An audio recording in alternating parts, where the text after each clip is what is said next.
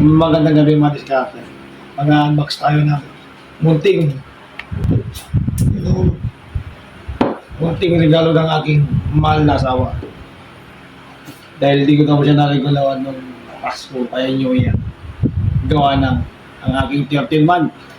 Pinapagawa na ng motor. Kung ano man naman yan. Siya na lang daw magre-regalo sa akin. Katas ng kanyang pinaghirapan nung Pasko at New Year. Ayan, suspis natin. Kahit maliit na halaga, at least hindi na ako nakangamba ng tumatakbo. Na walang cellphone. Anong mangyari sa akin sa daan, di ba? Walang contact ni ano man, di ba? Ayun, nagkaroon din ng cellphone. Ano ba ito?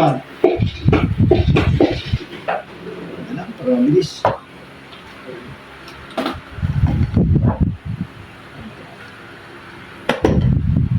Bawas na. Bakit nakaipit? Look! Maulog.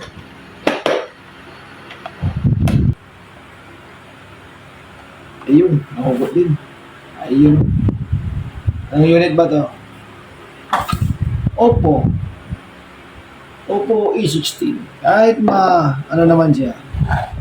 At least, galing sa pinaghirapan ng aking pinakamamahal na madiskarting asawa. Okay. Ayan na. Maliwanag siya, maliwanag. Okay. At paano, yung madiskarte.